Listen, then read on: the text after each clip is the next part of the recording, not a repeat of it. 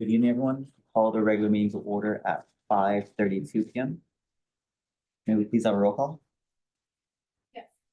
Board member Pimentel, President? board member Patrice Stanzioni, Present. board member Norma Gonzalez, Present. board member Dolores Rivera, Here. board member Dina Flores, Present. student board member Victoria Seca, interim superintendent Dr. Julie Harrison, Here. Susan Ibarra, Present. and Micoli Nolasco. Present. Thank you. Thank you very much. A quorum is present. Approval of the agenda of the regular board meeting of December 9th, 2025. Is there a motion? So moved. Second. Motion by Ms. Stanzioni, seconded by Ms. Rivera. Any discussion? Roll call vote. Aye. Aye. Aye. Aye. Aye, motion carries. Item 2, organization. Item 1, elect the president of the Board of Education. Are there any motions on this item? Mr. President, I would like to make a motion to have you stay on as president. Okay. Is there a second? Second.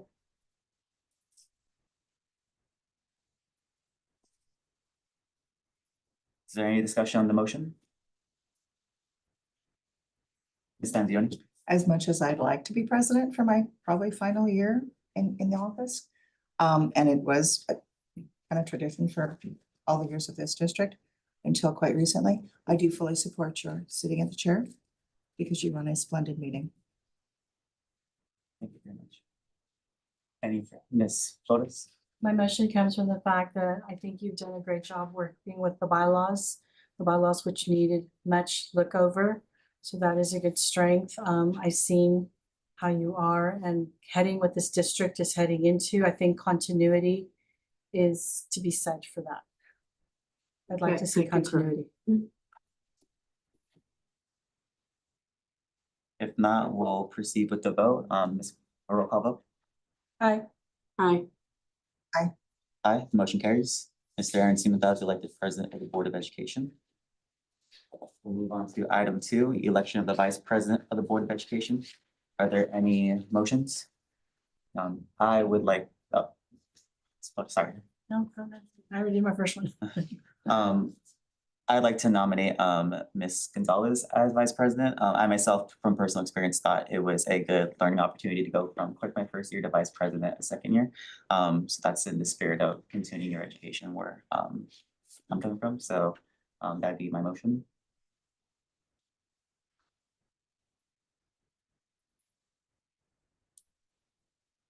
I will second the motion.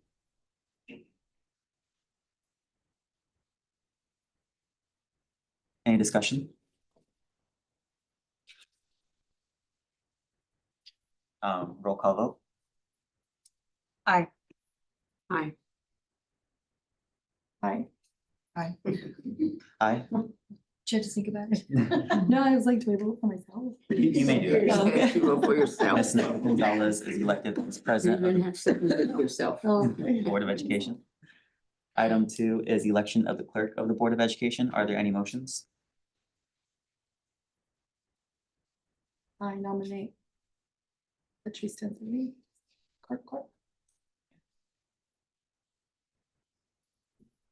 Is there any seconds? I'll second. Any discussion?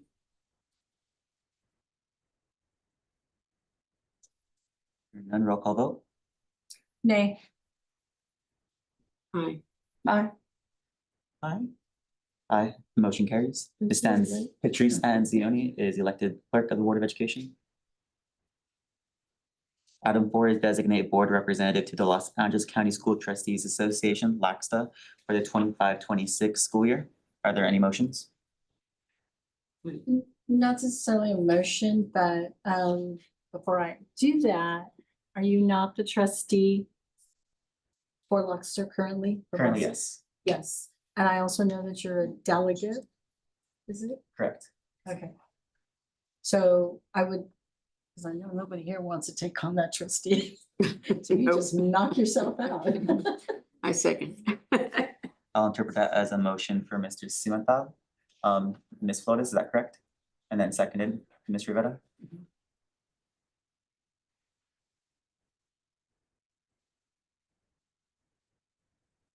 Any discussion? Roll call vote. Aye. Aye. I've done it before and I wholeheartedly support you in doing it again. Is that an aye? Yes. Aye, the motion carries. Item 5, appointment of the superintendent as secretary of the Board of Education for 2026. I'd like to make the motion. Is there a second? Second. Any discussion? Hearing none, roll call vote. Aye. Aye. Enthusiastically, aye. Aye, motion carries. Congratulations. And all right, we completed the order. Congrats, everyone.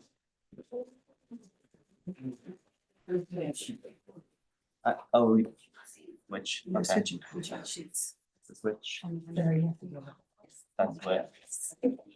So Lotus and I did second year where we switched those.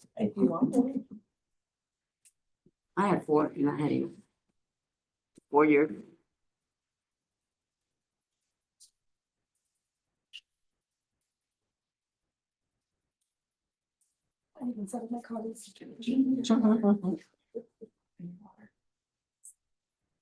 Sorry, guys.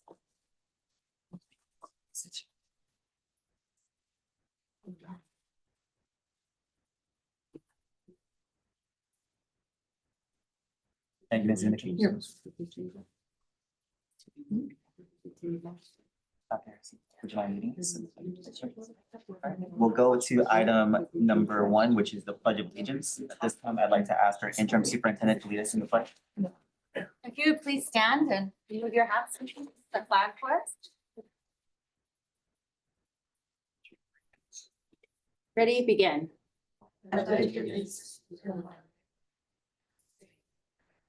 And to the republic which stands one nation under God, indivisible, with liberty and justice for all.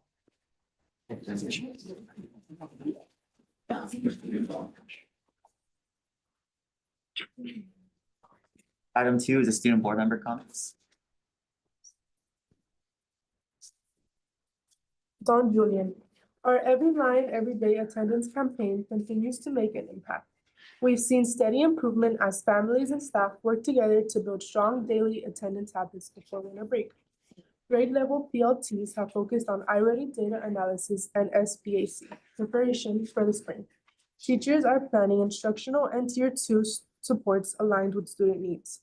Our ELD team continues targeted support and reclassification efforts, while groups provide small group instructional in reading and math. Winter benchmarks are beginning tomorrow to measure growth and inform instructional planning for the second semester. Coffee with the principal was December 5th. Families joined for conversation, pastries, and updates on attendance, safety, and upcoming events. School site council and ELAC meetings are Thursday, December 11th to review Title I and LCAP priorities, ensuring families' voice remains central in decision-making. Scholastic Book Fair is going on and encouraging family engagement. Our winter program will be on December 18, showcasing student talent and the arts through music and performance.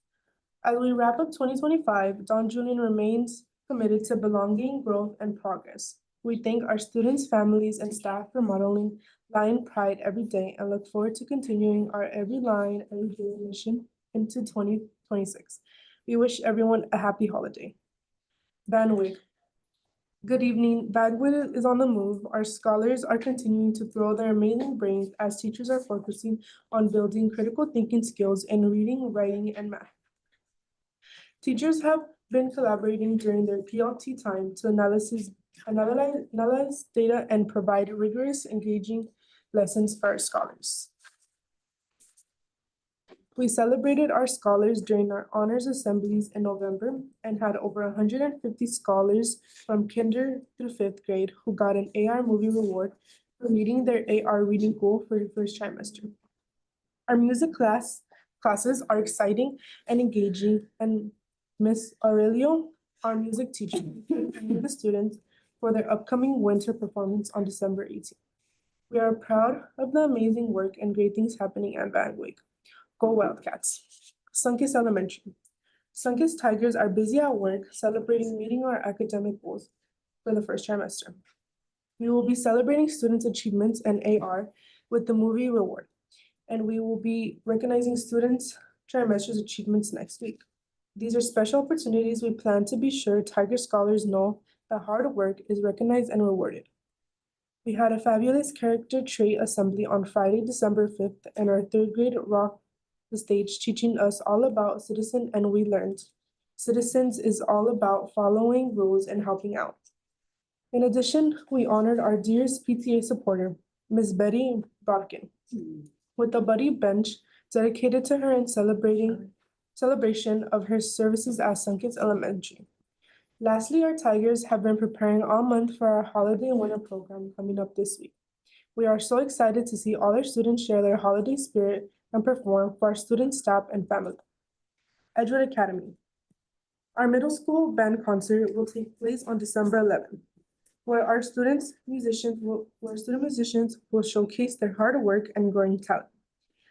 The following week, our fourth and fifth grade students will present their winter performance on December 18th, and we look forward to seeing our families join us for this festive event.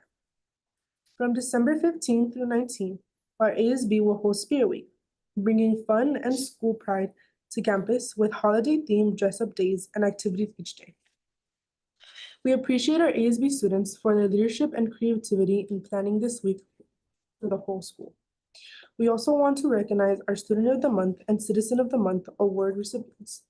These students demonstrate outstanding character, responsibility, and effort in the classroom and around campus. We are incredibly proud of their accomplishments. Finally, our trimester 1 elementary assemblies will take place this month, where we all will be celebrating academic growth, positive behavior, and the hard work of our TK through 5th students. These assemblies are a meaningful way to highlight student achievement and encouraging continued success. Torch Middle School. Second quarter benchmarks. All Torch students will be taking their quarter 2 benchmark assessments over the next 2 weeks. Students will be assessed on essential standards that were taught during the second quarter of the school year in math and in language arts. The result of these assessments will be used to help teachers plan their instruction for the first quarter and to identify students in need of immediate intervention support. Winter Holiday Concert. On Thursday, December 4th, we were excited to host our annual Winter Holiday Concert. The Torch Middle School Band did a phenomenal job and put on a spectacular performance of classic holiday music, as well as compositions from some of our best beloved movie scores. The concert was conducted by our very special music teacher, Mr. Christopher Almgren. The concert band members played to a packed audience of their fellow students, parents, teachers, and community members. We want to thank Ms. Susan Ibarra, our Chief Business Officer, for coming out to the concert to show support for our school and the Torch community. It was a truly magical night. Spelling Bee. In addition to getting ready for winter break, Torch scholars are now studying and getting prepared for our first school-wide spelling bee that will be taking place when we return to school the first week of January. 20 of our best spellers will participate in a school-wide competition. A first, second, and third place winner will be crowned for each grade level. The first place winners will move on to participate in the county spelling bee in the spring. Board members and district administrators will be cordially invited to join us to cheer on our best spellers. Bassett High School. Bassett High School is wrapping up a very successful fall semester with many successful wins. We have shown consistent academic growth in all areas and have outpaced neighborhood schools in our college and career indicated graduation rate and CBAC scores. Fall sports are underway at Bassett High School, and Coach Mosley and the boys varsity basketball team are looking to build on last year's success this year. We would like to also wish our girls varsity basketball coach, Ortiz, the best as our new coach. We are also welcoming Mr. Balon, our head boys varsity soccer coach. We wish our scholar athletes the best for the winter season. Our counseling and guidance team has been instrumental in supporting our seniors with completing their college applications and have hosted a number of college workshop nights and FAFSA completion workshop for students and families. The next FAFSA workshop will be taking place on Saturday, December 13th from 8 to 12 p.m. in room 307. All are welcomed. We had the BHS faculty and staff who are very proud of their vast improvements in behavior positivity in our Olympian scholars have demonstrated this past semester and recognized the entire student body with a PBIS celebration during lunch on December 6th. It was amazing to see the staff united in this recognition of our wonderful students. Bassett High School will host its annual Winter Festival and Rally on December 12th, where students will be treated to music, food, games, and a presentation that will show off our Bassett school spirit.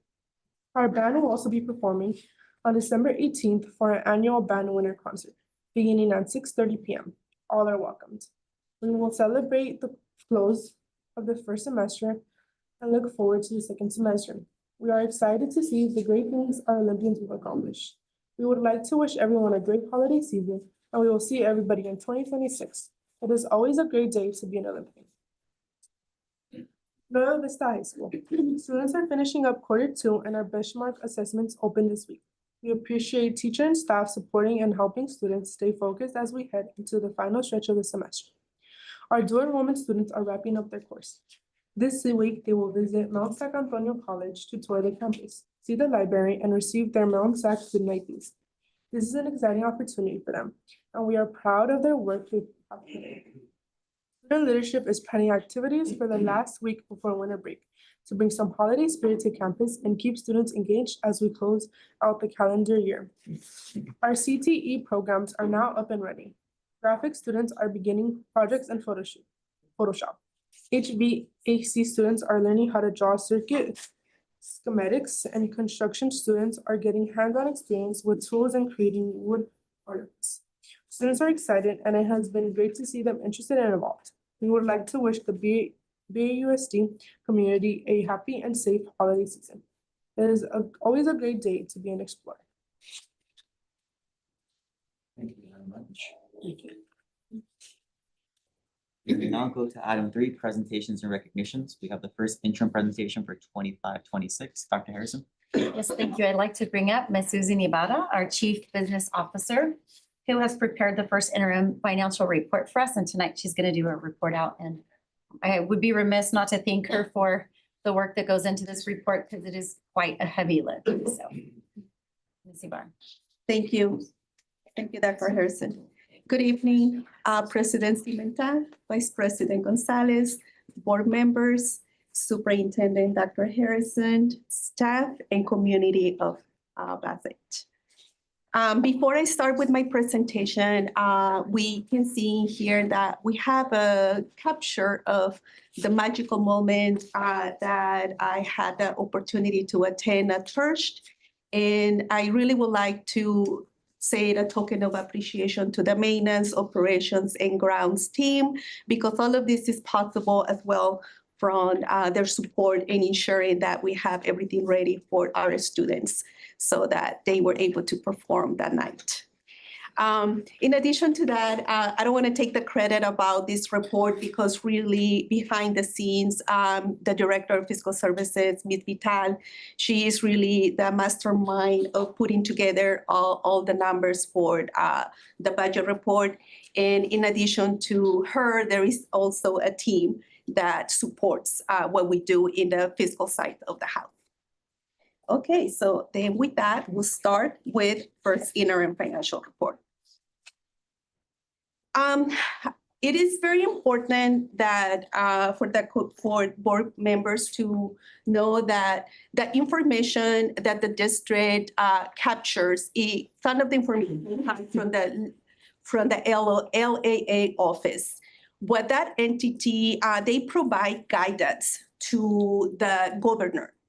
And between the governor office and the LAA office, they compare to see what are their assumptions.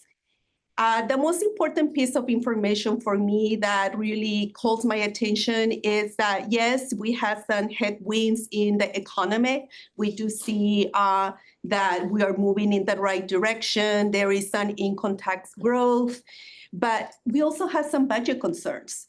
Some of the budget concerns, and this is coming from the state. Some of the budget concerns is that the state now is estimating $18 billion deficit to the state budget. And in addition to that, they are also saying that they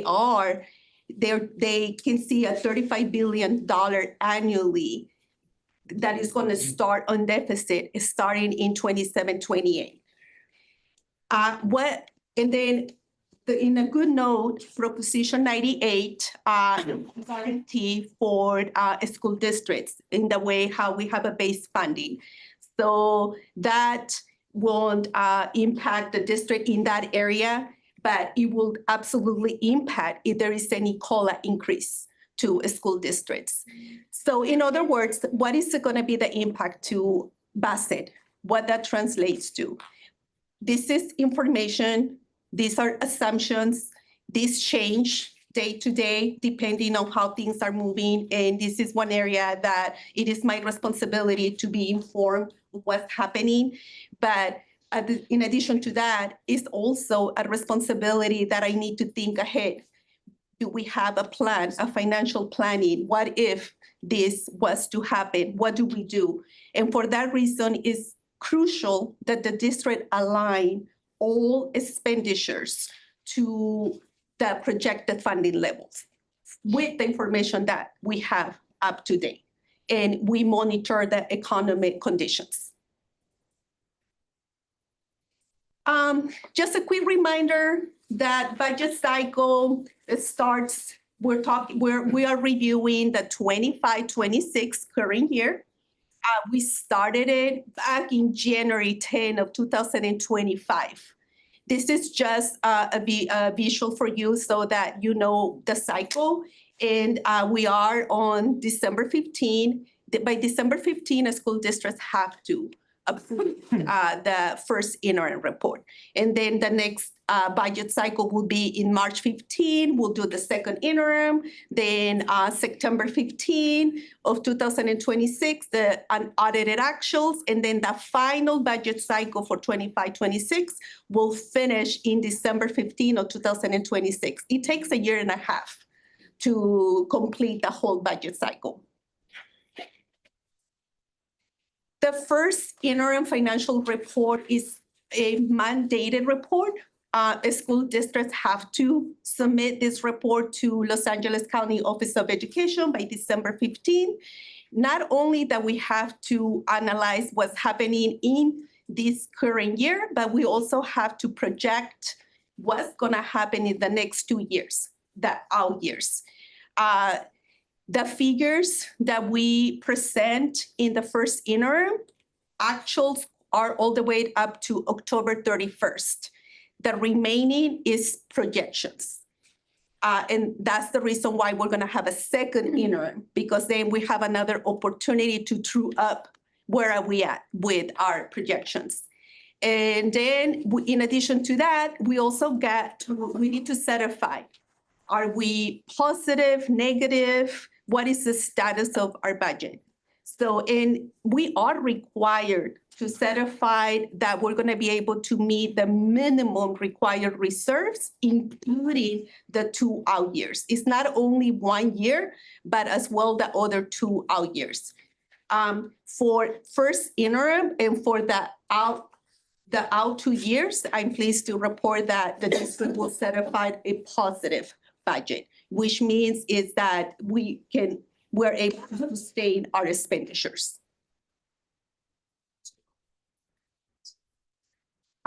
I remember when I came to work for the school district, I always heard this terminology and it was so confusing to me.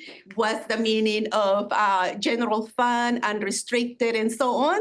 I just figured it's just something for Board of Education to have as a reference.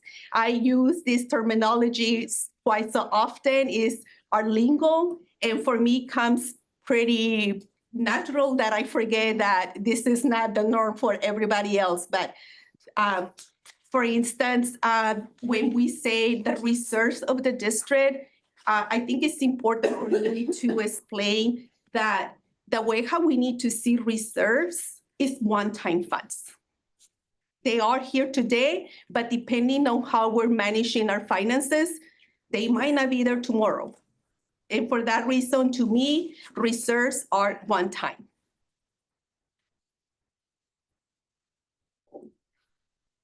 And then also, this is just another piece that I think is very important for all of us to be on the same page. How school districts generate revenue. We all say that is based on enrollment and the ADA, attendance daily average. But the money comes from somewhere. And the money comes from, this is a very common terminology as well. California big three tax sources, the big three. What they're referring to is income tax, sales tax, and property tax.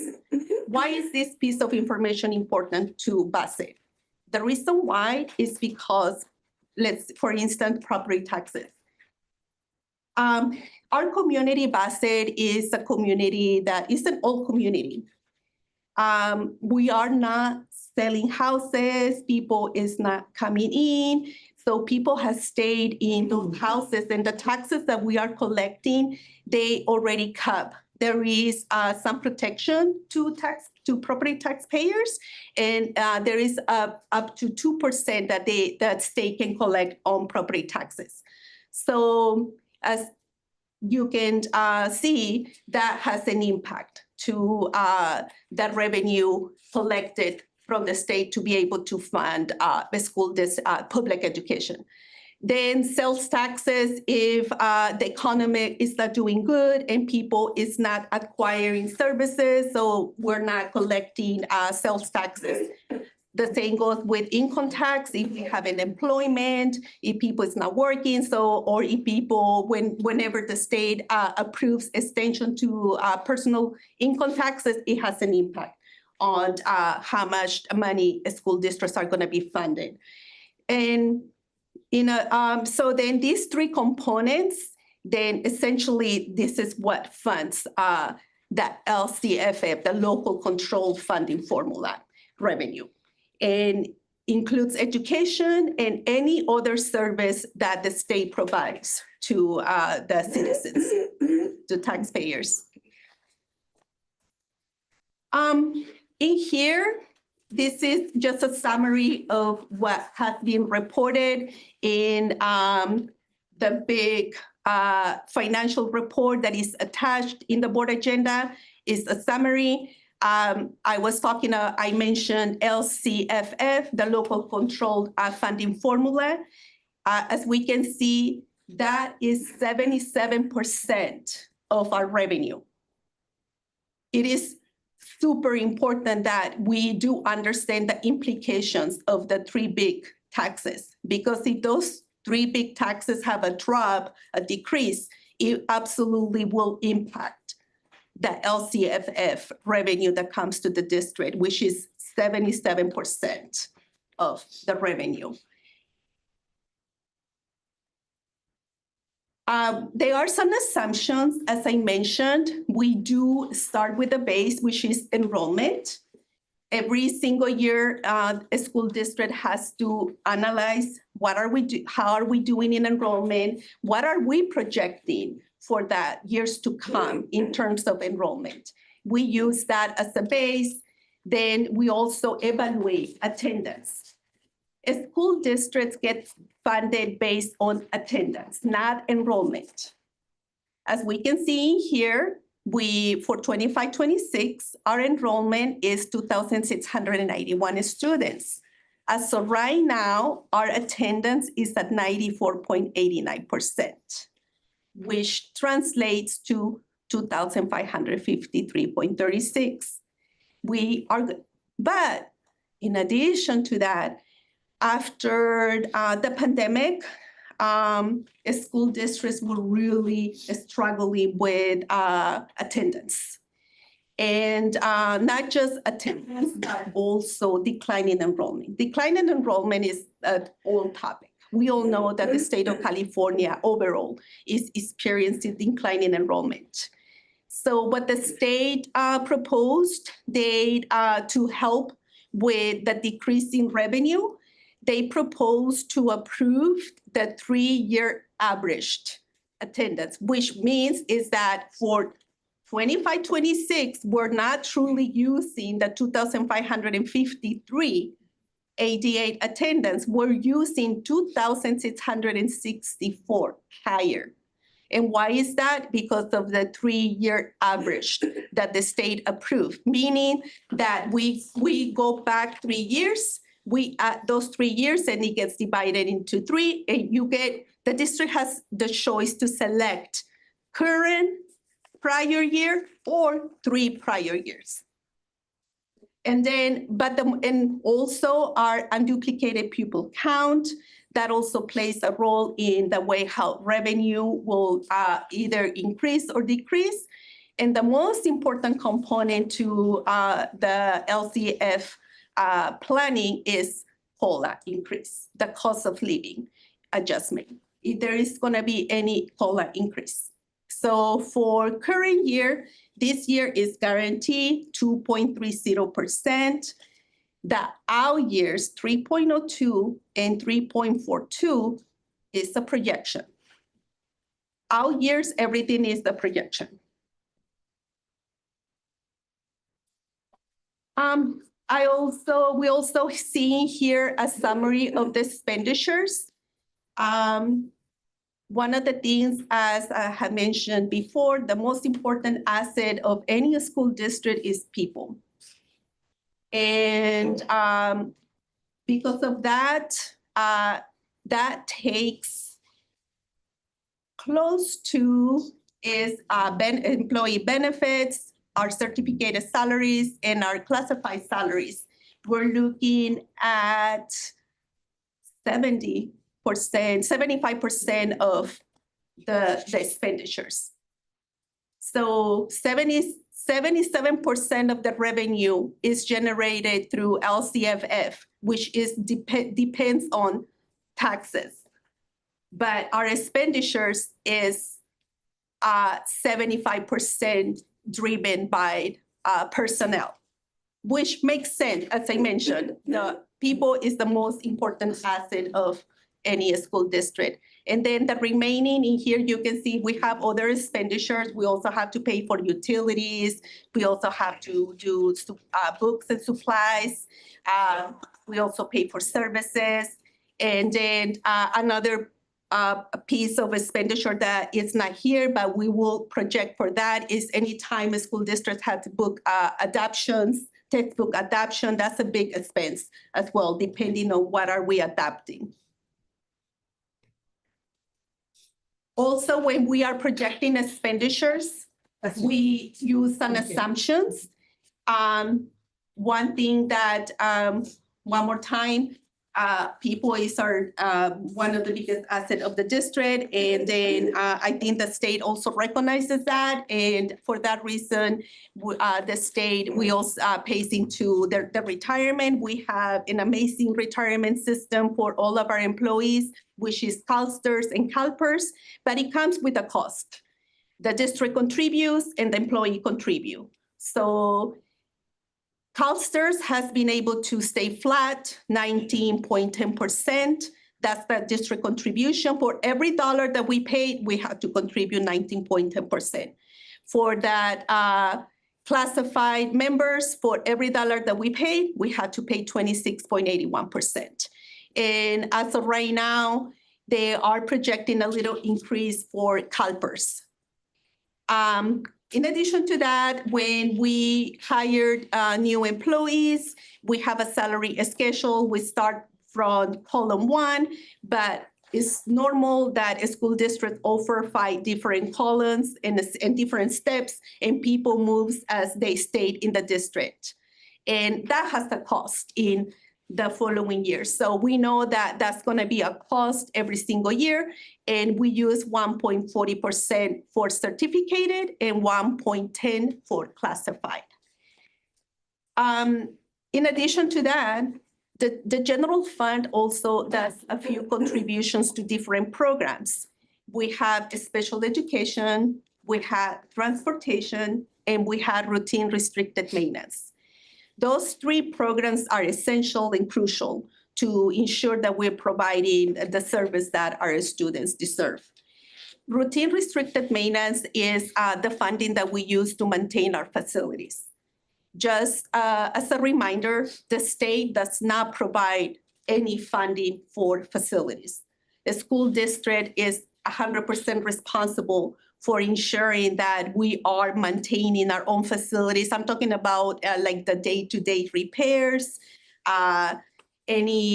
if we have, I don't know, a water line that has a leak or needs replacement, is all on the district. If we need to do any painting, asphalt, fencing, everything is on the district. The district has to be mindful and plan how are we gonna afford those expenses. And for that reason, in a way, the state of California added this requirement. It's a mandate requirement that we have to contribute 3% of the budget to of the expenditure budget to routine restricted maintenance to be able to afford that. In addition to that, unfortunately, school districts are also facing another challenge with property and liability when it comes to insurance. Let's just put it this way, it's kind of like even me with my house insurance, I saw a big increase because of the fires. And I'm thinking why, but it's just how the system works, and the same applies to school districts. There was a bill, AB 218, which is for sexual molestation. So unfortunately, there have been cases that school districts are paying millions of dollars, and now the cost is shared among all the school districts. And that's one item that I also pay close attention to see what our JPR, our joint powered, where we are part of that insurance, to see what is the experience that they are encountering and what is the impact, how is this gonna impact the school district. And in addition to that, we also pay into workers' compensation. This is just a little visual of how our enrollment and our attendance looks like. And I know that the Board of Education is already aware of these numbers, but I think it's always a good reminder for all of us just to know this is where we at. And as I mentioned before, that as of 22-23, the state approved that school districts can select if they want to be funded based on current year, prior year, or the 3-year averaged. And then just a quick reminder, after the pandemic, the state approved for 2021 to be funded harmless, meaning they allowed school districts to use 1920 attendance.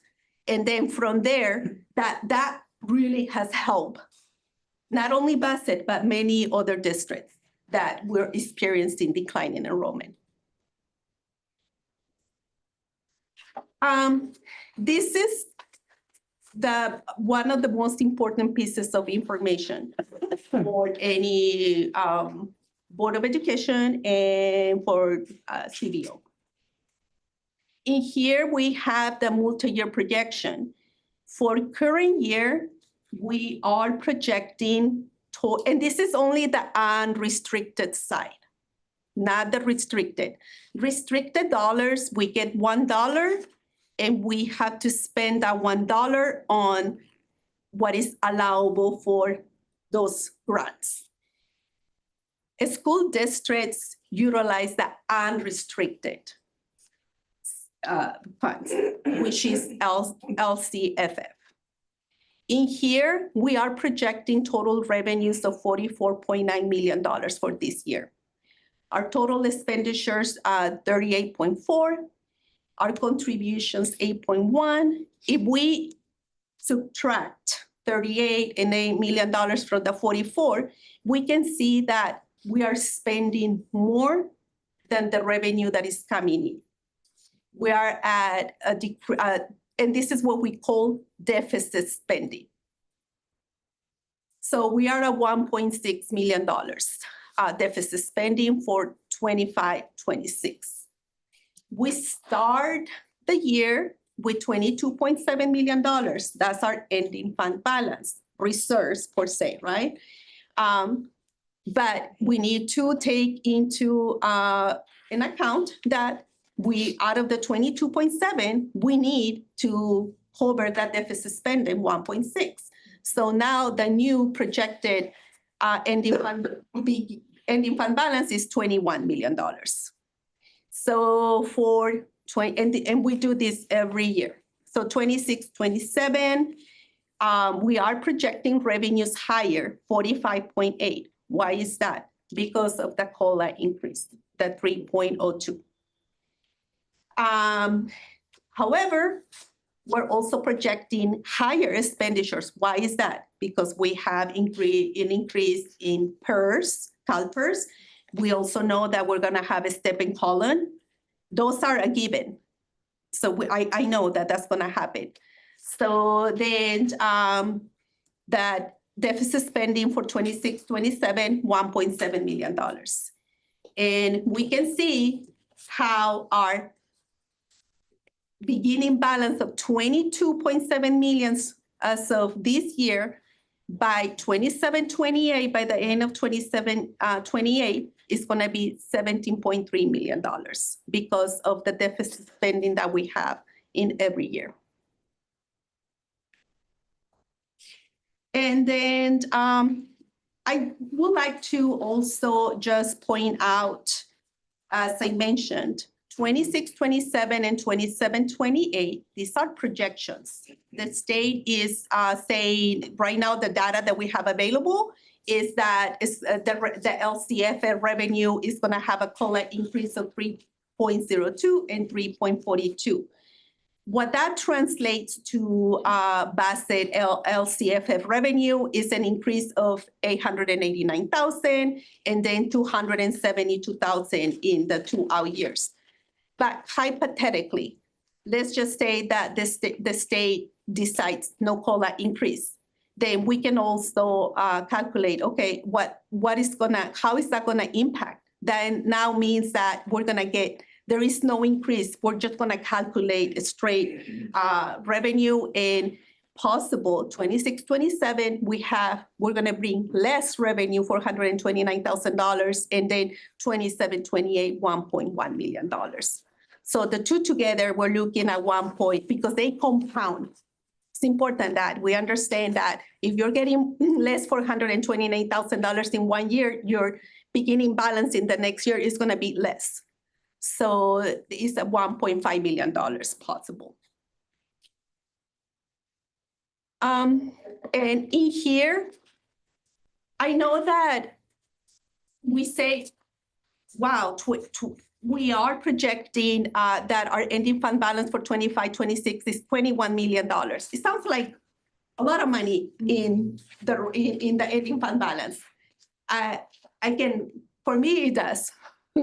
But I would like to highlight that $21 million really has some strings attached. And that's the reason why I'm listing this here as an education visual for us. One, we do have some non-expendable funding of $564,000 that comes out of that $21 million. Then we are required to maintain 3% of the reserves, $1.8 million. We also have an additional requirement that the district approved, 7% is $4.4 million. And then we have some litigations, so we just set aside $2.5 million. And then as we can see at the end, out of the 21, what is available, it is $11.7 million in 25-26. But if we do not address the deficit spending, what's gonna happen year after year, that $11.7 million will continue to decrease. So we can clearly see here that in 27-28, it would be $8.3 million without addressing the deficit spending. Deficit spending is also something very common that we hear in school districts. I wouldn't say that in my professional opinion, we are in a place that our deficit spending is manageable. It's something that we are being responsible. We are evaluating what we're doing, and it is a number that we can manage. And we can see it here with the projected ending fund balance. Next steps. Our next step is that now we are waiting for the 26-27. As I show the budget cycle, we start in January. We will be attending to that SSC, the workshop on January 22nd.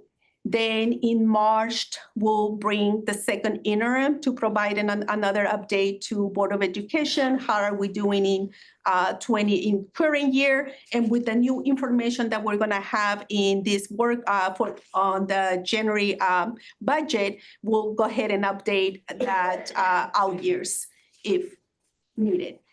Then another important piece of information is gonna be in April. In April, school districts are required to file P2 attendance. And that's the number that we're gonna use to start projecting how is our revenue gonna be looking like for 26-27. And then in May, we'll be attending again. That's when the governor will release their final proposed budget for 26-27, and those will be the numbers and the information that we're going to use to start to present to Board of Education in June the new budget for adoption.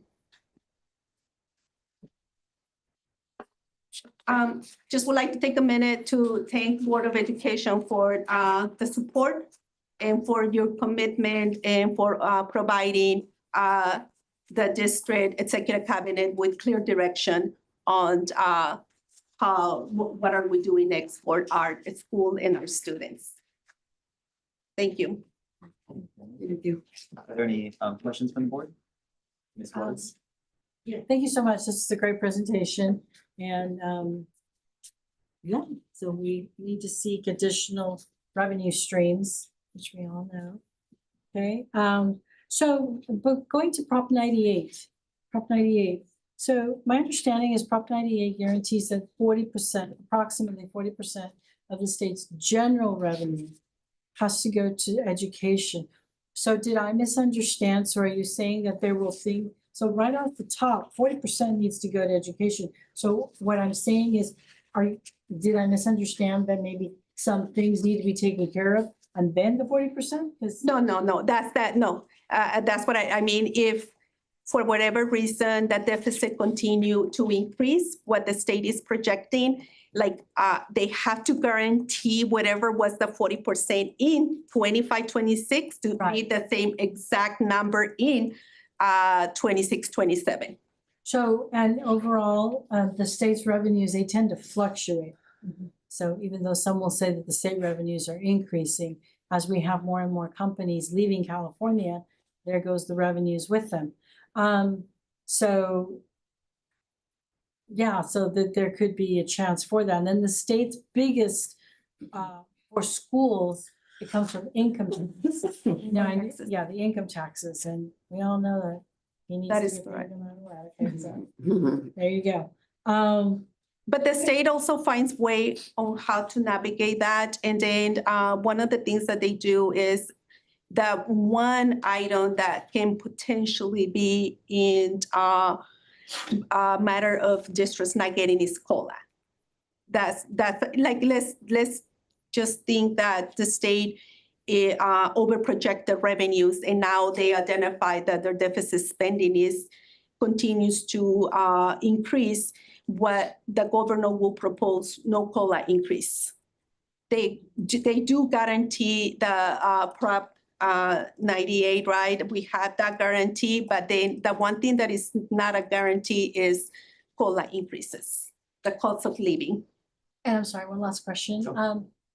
The California Lotto, how much of that do schools get? My understanding is about 95 cents of every dollar goes back. That's That not, gets divided out to like the business and everything like that, so. very little. I think me too. I thought that school districts get a lot of money from the lottery, Uh-huh, but not really. no. No.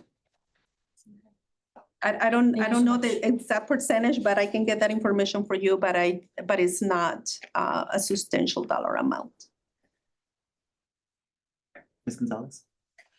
Yes, is there any instances or how are we required if, let's say, the state doesn't, or, no, let me rephrase that. How common is it for the state to say no COLA, but the districts do it anyway? Is that common at all? No. No, No. okay. And then the second one is, do you guys have any forecasts for the governor's proposed budget in January? Or have heard any mutterings of what that's gonna look like? No, we haven't heard. I'm waiting for the School Services of California. They're the ones usually that provide us with just a peek of what is it that the governor is looking into. So I haven't heard anything yet, but in January we will. They will let us know what direction, what is the interest of the governor in terms of education, which programs, is there any increase or decrease? Well, I'm hearing that, the big one is everybody wants to hear how he's gonna address the $18 billion deficit. How is that gonna be addressed, you know? And other, programs are gonna get the funding. Mhm. Any further questions? For myself, quickly, was on slide 9. This is the general fund unrestricted and restricted expenditures. I'm curious, I forget the exact law that requires it, but I think it's 51 or 55% of our expenditures need to be on teacher Oh, salaries. yes. Is that including employee benefits, like when you get the pie graph chunk for certificate salaries, which is only 35%? I'm presuming. No, actually what that is is Form CEA, is part of that financial booklet. What they mean, what that form requires is 55% expenditures that are impacting the classroom. Not necessarily 55% in straight teacher salaries. That's not what is required. What is required is that school districts are spending 55% of the general fund budget in students, something that is going to impact the student directly: curriculum, teachers, supplies, services. So let's say, for instance, like my salary.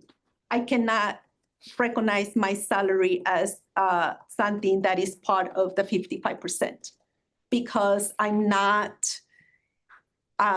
directly, what the work that I do doesn't directly impact, benefits the student.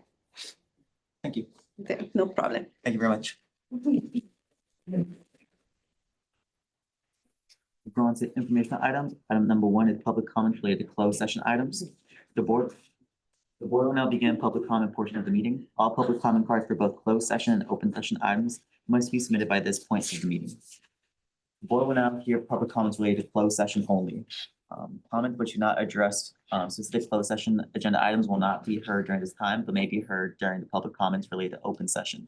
In order to conduct the public's business of the district in an organized manner and for the privacy and safety of community members and to help district staff respond more directly, the board requires that public comments comply with certain procedures, including when addressing the board, speakers are requested to identify themselves and speak from the podium, may only address items that are within just subject matter jurisdiction of the board, may not reserve or grant any portion of their speaking time to other speakers, are expected to maintain order, decorum, not disrupt the meeting, or use profanity when addressing the board.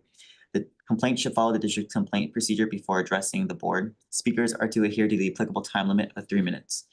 The total time allotted for public comments on closed session agenda items is set at 20 minutes. In the event the estimated time for public comments based on the number of interested speakers will exceed 20 minutes, the presiding officer may equitably decrease individual speaking time to permit as many voices as possible.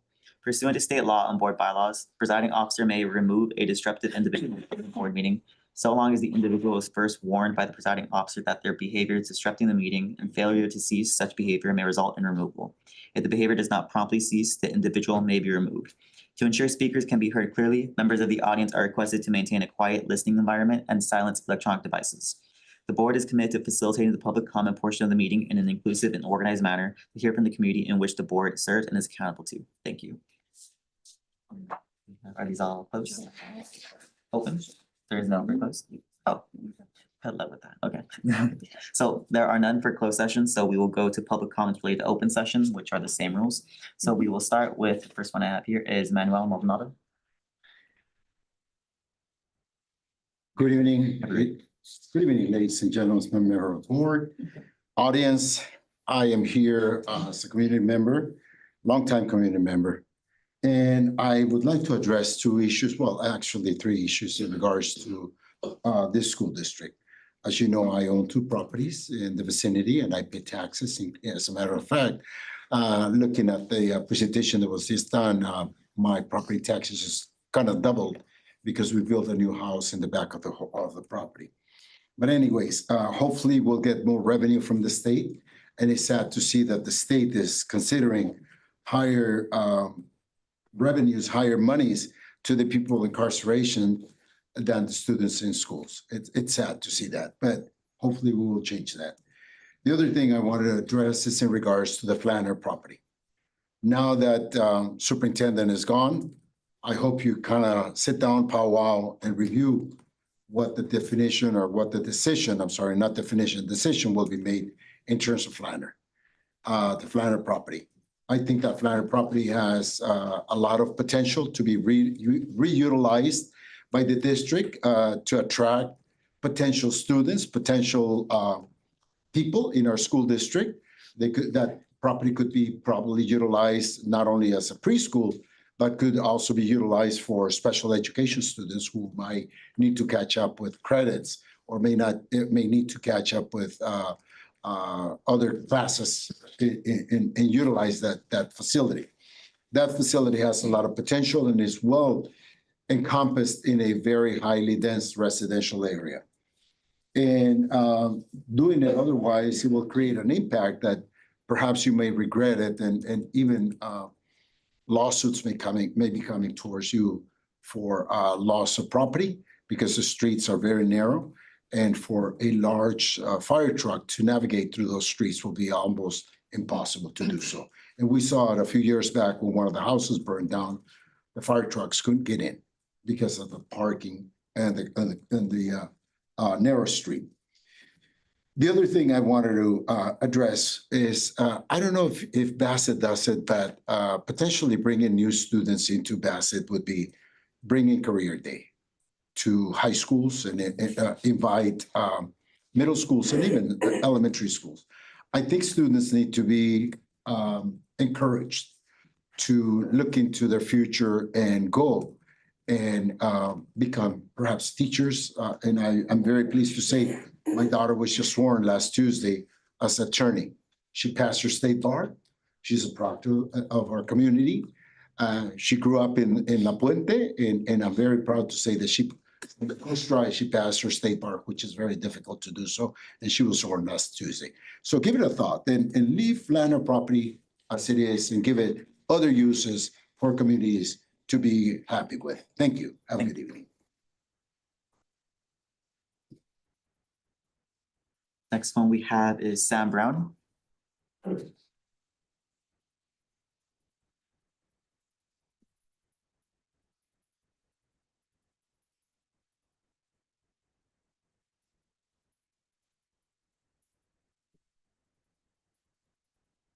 Let me just start by saying that I'm utterly disgusted at the Brown Act violation that occurred last board meeting.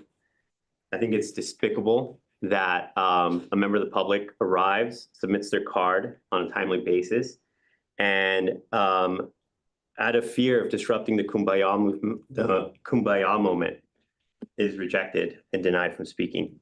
And you even acknowledged it, Aaron. And there was discussion about, well, you don't know, you're not a lawyer, you don't know the law. Well, the law is very clear. People that come to speak, that submit their card in a timely manner, should be allowed to speak. And I think that this is just a pattern of just the utter disgust that members of the board have for the public coming and exercising their constitutional free speech. But I'm disgusted at you guys for failing to do your job, because I see on the agenda today another contract to award Think Together with a lucrative $100,000 contracts. That's $1.5 million that you've given Think Together. You already gave them over the summer $800,000. We just heard a significant presentation of the school district's finances, talking about the deficit spending, talking about how we shouldn't burn down the reserves that exist within Bassett. And yet here today in front of us, we see another fancy contract being awarded to a vendor that seems to control this school district. And why am I not surprised? Well, because Paul Solano works there. And that's where I'm also disgusted, because I had submitted an email to this board and indicated that you guys should stop all contracts with Think Together, given the fact that Brenda Johnson had called attention to the fact that when he was a board member, he is alleged to have dated a student. And of course, all of you should know that, and none of you more than Norma Gonzalez, because you were friends with that individual. And you told me yourself. And for you to deny me to speak at the last board meeting is a slap in the face, because Paul Solano is one of those rats that has also destroyed Montebello Unified School District, where you work, where you're a militant, where you're an advocate for the teachers. But here you are, turning your back to the same teachers here at Bassett and squandering the future of all the students that attend this school district. How dare you? How dare you? Because that is an utter betrayal. And so before we go and start doing kumbaya once again with Alejandro Alvarez, ask yourselves, what are we going to do about the Florence Flanner situation? What are we going to do about the Florence Flanner situation? You have 35 students on a waiting list for the early childhood education program. They can go there. Thank you.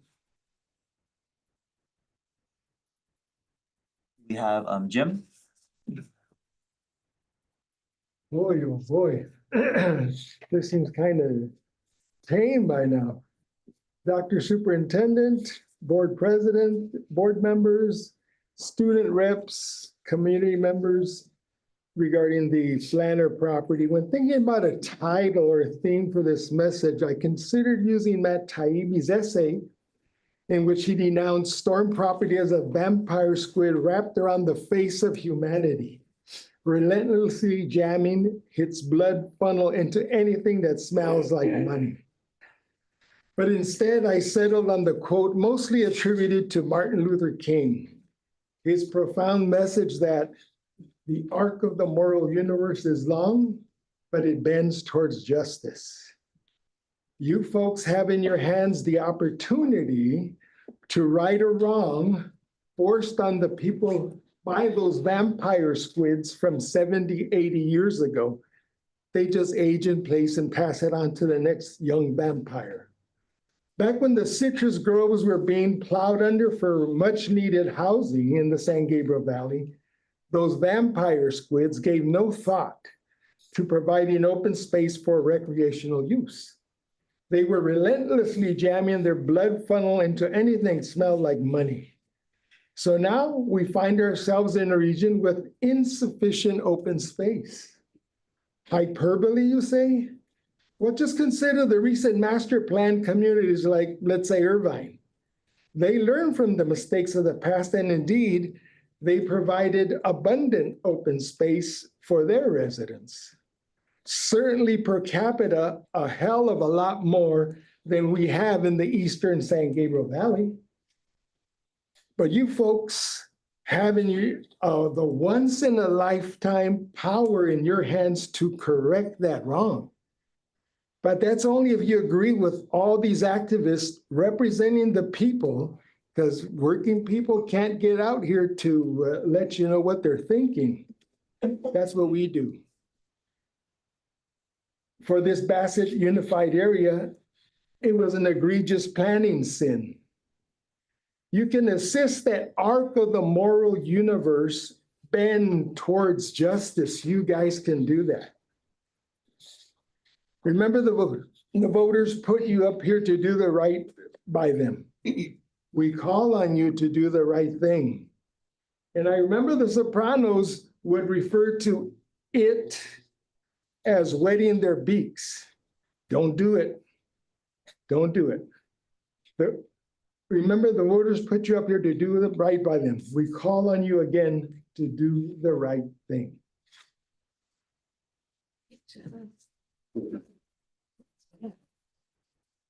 We have Luis, excuse me. Add an I unnecessarily.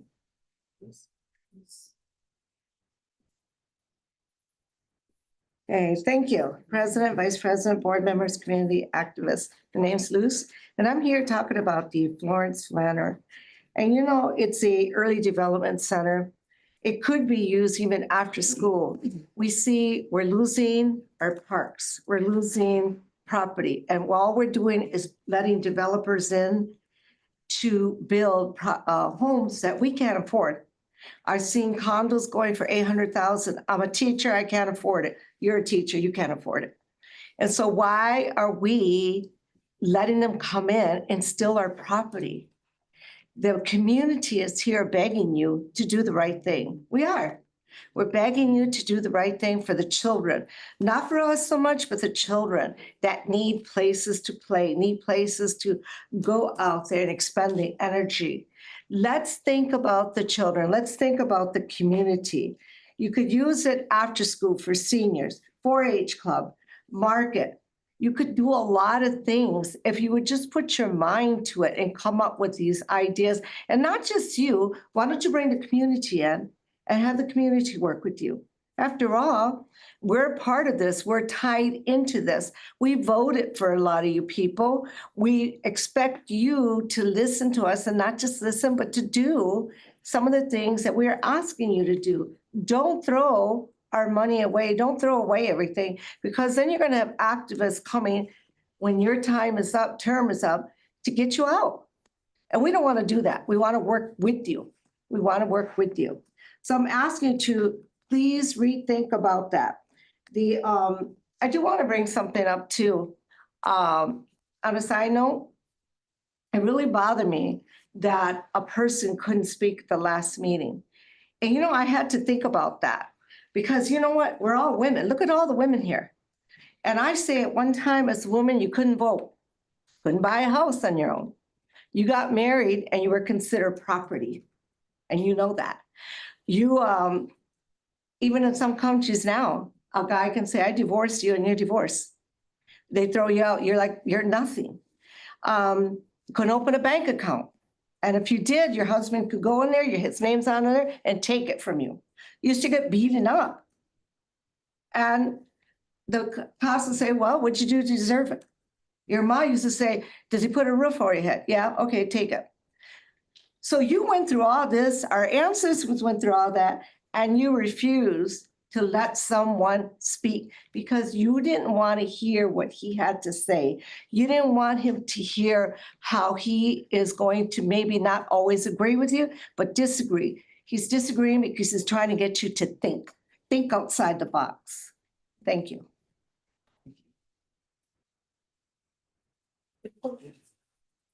Next we have Jorge. Jorge.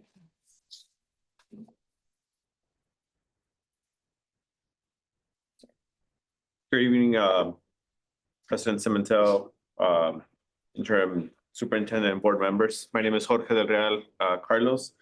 I am here once again and strongly opposed to leasing of Florence Flanner. I urge you to please do the right thing and stand with our community and cancel the contract with Storm Properties if there's a contract going already. Stop the lease. I am aware that there might be this might resolve a lawsuit, but it's a better result or a better consequence to the lifelong of our community. Allowing or enabling a private company to profit off public school property is a misuse of public assets. The district should not be subsidizing private enterprise by granting preferential access, hidden leases, or below market agreements or exclusive use of public facility. The 10% revenue that Storm Properties will give back annually is a small fraction to the millions they'll be making. It's not a significant amount to clear a deficit. I live on that street and can't see how we will benefit from this project. If anything, I see 100 ways to how this would harm our residents. Please remember, public land is to serve a community, not a private company. I urge you to consider your decision and think of your future, the future of our community. We could benefit largely from this property if we open it up and use it instead of just closing it and denying access from us. Thank you. Thank you. We have Don.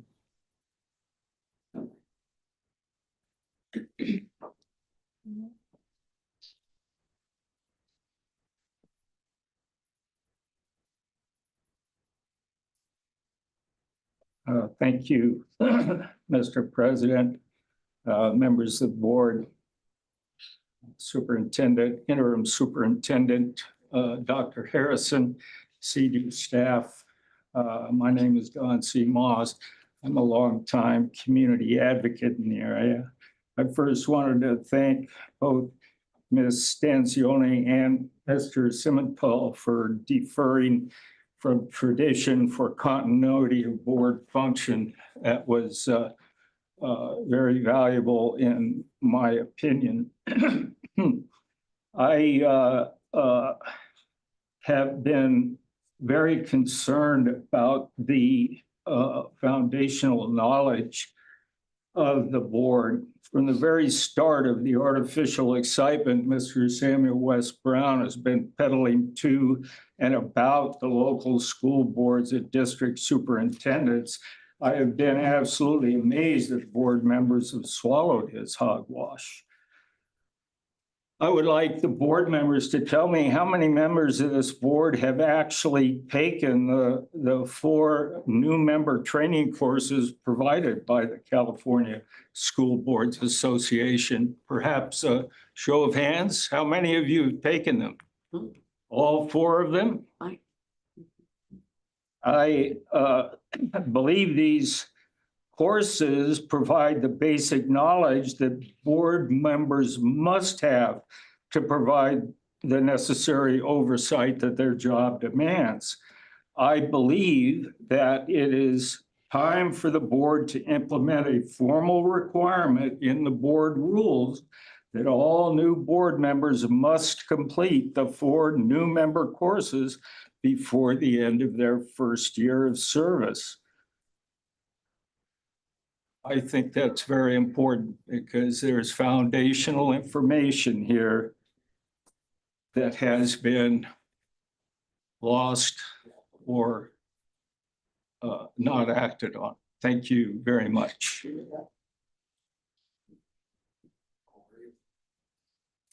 Move on to item 5, communications. Superintendent's comments. Dr. Harrison. Thank you, Board President Simmenthal. Last week, I was able to attend the CSBA conference. And I want to thank the board for supporting this type of professional development, not only for yourselves when you are able to attend, but for us as the leadership team. I think it's critical.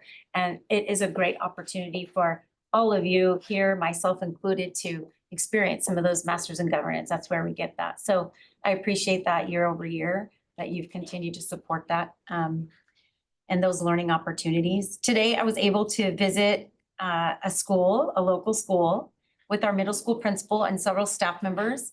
And we were exploring the possibility of bringing some CTE modules to our middle school electives.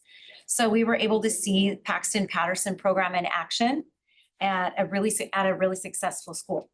So it was very exciting for everybody that was there, and the engagement of the students in those modules was remarkable. And so we're looking forward to exploring more about how to bring that to our sites here at Bassett. I'd like to extend my sincere appreciation to our Student Services Office for organizing our turkey giveaways for Bassett Unified over the Thanksgiving break. The team at the district office served as like the organizational masterminds, and our homeschool liaisons, our site liaisons worked tirelessly to identify the families that were in need and assist during the food distribution. So we had over 100 baskets given out.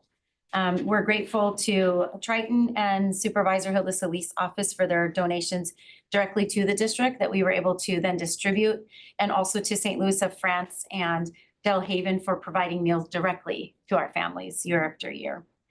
I would also like to thank the board for representing Bassett Unified and our district at the La Puente Parade. Although I wasn't able to attend this year and I hope to join the team in the future, I appreciated the photos that were shared that night, and it was great to see our students participating. So a thank you to Victoria for joining the team that night, and some of your friends in the school. And it was very nice to see family members and students out there. I know Mina was able to join, board member Stanzioni. So it's pretty exciting to see our families and students in the parade with you. And one last thing, in addition, CBS is going to be highlighting Bassett High School this coming Monday and the morning news program. So we got all of the specs organized today with Dr. Maldonado, and she'll be lining up all of the different spots that they'll be doing. So tune in live on that event, and it'll start at 7:30 in the morning and run throughout the morning till 10:30. So Victoria, I'm sure at some point we're going to see her face in the morning news. That's my guess. So, but again, just want to thank you for the opportunity to serve in this position, and thank you, Bassett. Thank you very much. We will begin with board member comments. Board member Dina Flores. Thank you, Mr. President. So hello, Bassett. I hope everybody enjoyed a nice Thanksgiving holiday. So it's been busy since I had the opportunity to volunteer at Assemblymember Rubio's gobble giveaway. So several thousand families received either a turkey or a turkey voucher, which was amazing. These people, some families were lined up as early as 1:30 when I actually asked, what time do I need to be there? And they're all 6:30 and we're like, what? What did I do? But we were there, and to see how many students were there. This was held at Charter Oak, by the way, Charter Oak High School. So how many students were there? There were families lined up as early as 1:30 in the morning. And I thought the line was just gonna keep going, but they received either the turkey or the turkey voucher. They received a bag of fresh produce, and there was also a bag of boxed items, be it rice, beans, or anything like that. So this was really nice, and that's something like that when you participate is really good because it reminds you of giving. And that's what our Thanksgiving is about. It's about giving before we receive. So it was really nice. I want to also, I did that one. Last Thursday, I attended the toy drive. Assemblymember Rubio's toy drive, which was really good, all the toys and everything. Thank you to the local fire department. As you know, Assemblymember Rubio, this Bassett is part of her area, at least the north of Amar is part of her area. So it's a great opportunity to get out there. I had a blast at the La Puente Parade. It was really nice. Thank you to the staff that made it happen, coordinating the cars. And I know that was a little bit challenging because you were all up in the air and coming back either from CSBA or something. Thank you to our drivers, which I understand were either bus staff or MOT. Yes, we had Miss Victoria. We had a member, Zoe Gutierrez, and Ariana Rodriguez.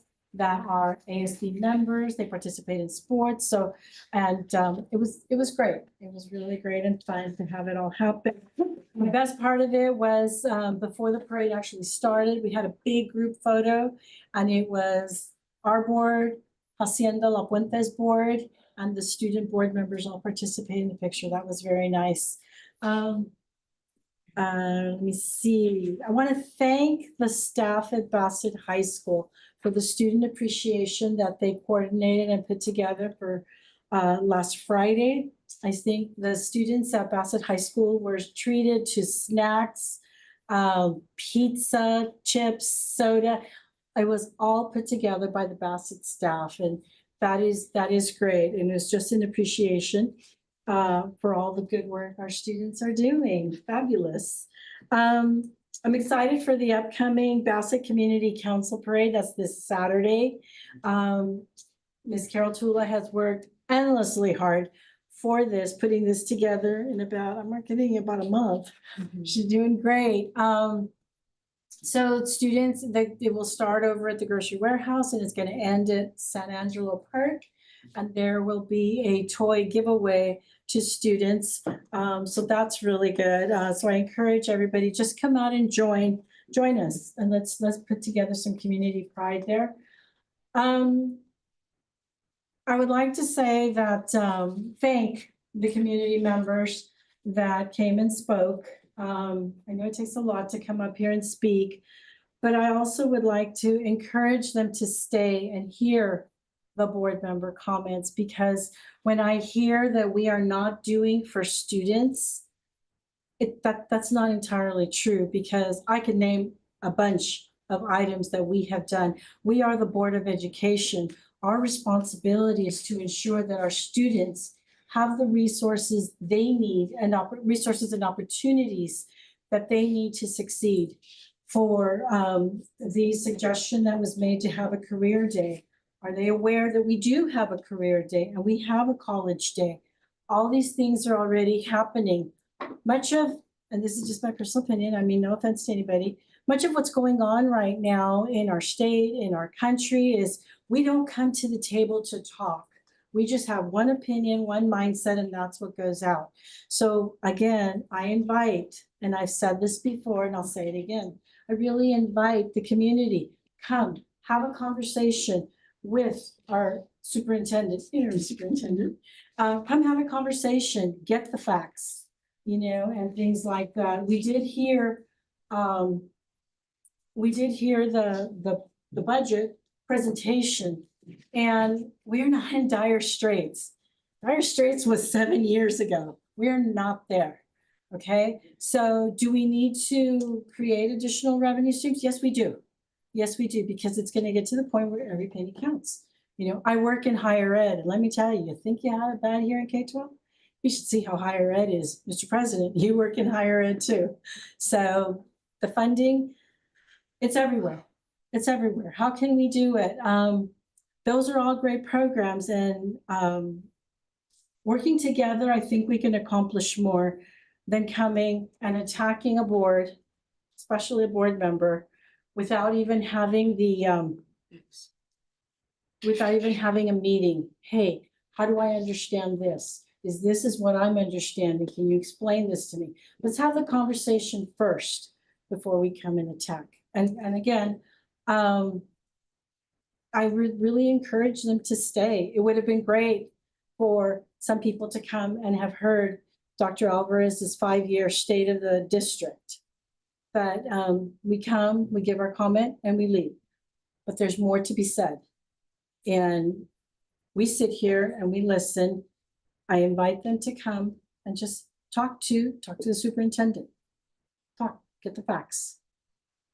Aside from that, my Niners are doing great, by the way. Okay, just so you all know. With that, I say good night, Bassett. Thank you very much. Your Niners are doing great. Oh, I heard your antlers. I was like, yours. Oh, Gotta leave on a positive note, okay? Board Member Dolores Rivera. hi, good evening, Bassett. I want to thank the people that came and spoke. with their issues and everything, and I agree with my colleague, Ms. Flores, and them having to stay and listen to what we have to say or what's going on, or come and talk to us or the superintendent and get the information correctly before just throwing out fault or guilt or attacking. You know, come and find out what's going on. Is it true what you heard from one community member or not, or what has been done to remedy that issue? They don't know, you know, because if they don't come and talk, we can't go and spread it out, you know, go by the street like the yeller in the old times with the bell, hey, you know, we're doing this. So I do invite them to come, also to come and talk to us and find out what's going on, to the board members, get to know us. You know, all they know is from what we see here, you know, us sitting here, but they don't know where we're coming from or what our ideas are on the board or what we would like to see for our children. We're here for the students. And I'm glad, and I want to thank all the agencies that have been donating and being great right now in these hard times that are going on right now with the food giveaways and all that. I mean, it's great that we had the turkey stuff. We always do every year, but it's also great that Assemblywoman Rubio has been giving food out.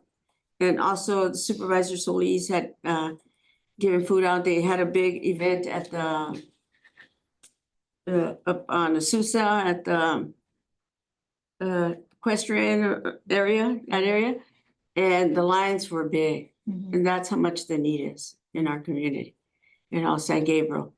I want to thank them for helping out our community. I want to thank the group of women, men and women, parents from Bassett, all the schools, Van Wyck, Sunkist, all the schools that get together and pass out the word to everybody, to the whole community. It's not just, they don't keep it to themselves. They say, oh, this is happening at this place. Please go. If you need a ride, let us know. We'll coordinate rides or carpool or whatever. And they're doing great and helping each other. And that's what a community does, is help each other, help the neighbors, help, you know, whatever they can or do. So I want to thank them, also the St. Louis de France Church for donating baskets to our families and, you know, having them there. Dr. Gamal, thank you so much. And the community liaisons. It's a lot of work because I used to do it. It's a lot of work, but it was done, and it was done in an organized manner where everybody got what they needed for the holiday. And I want to thank him for his hard work and the community liaisons for looking out for the parents and checking out on them. Also, thank you for your report. It's great. I understood more than other kids. Because usually I have to go and she tutors me on what I missed or what because I don't know, you know, I don't get it. But now, thank you. Now I know. So thank you so much for that, for your budget report. And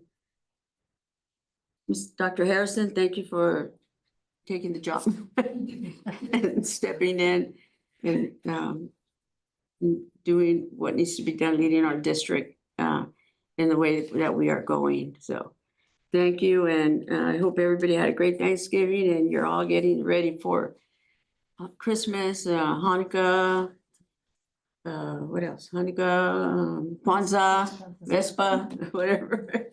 So. Posadas. Yeah. Football day. So thank you. I wish everybody a safe and happy holidays. So, thank you and good evening. Board Clerk Patrice Stanzioni.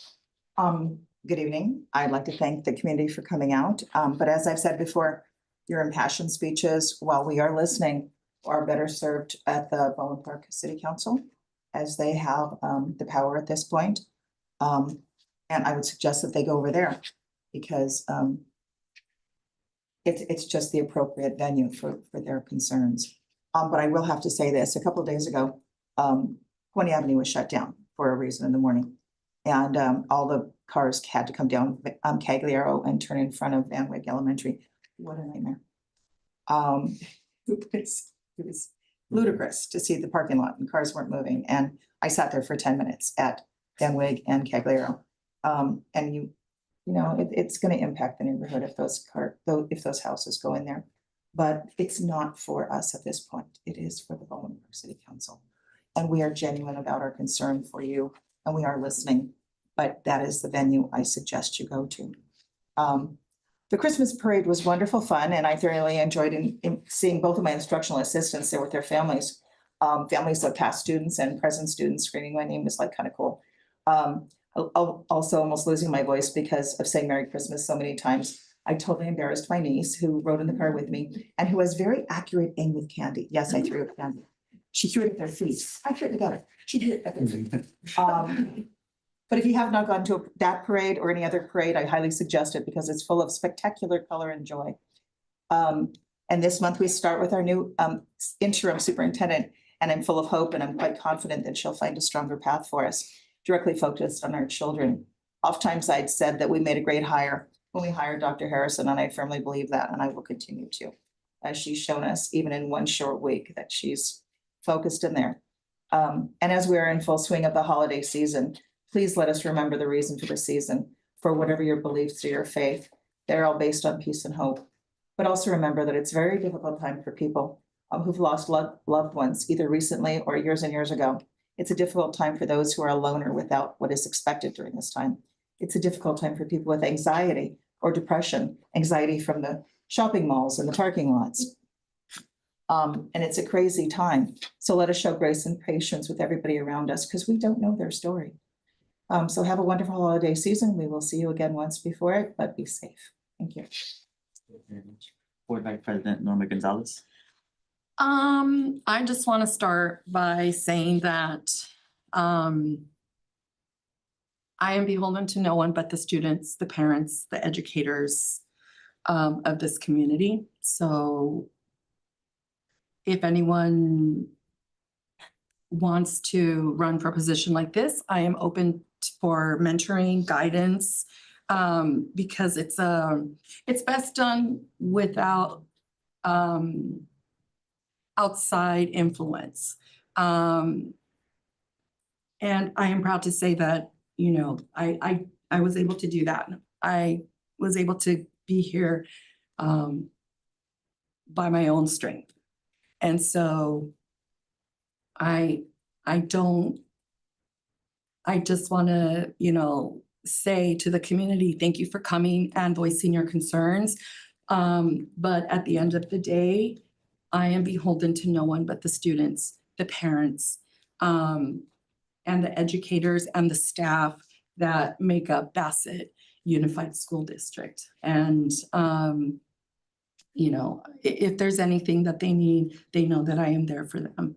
And I hope that this past year has been, well, it's been a learning year for me. It has also helped me kind of really get into the schools, get to know the staff, get to know the students a little bit more than just a community member. And I'm just so thankful to have had this opportunity to do that. So with that being said, yes, I too attended the parade. It was amazing. So thank you to our drivers. They were great. And thank you to my guest, Ms. Rose Burgueño, a retiree of Bassett Unified.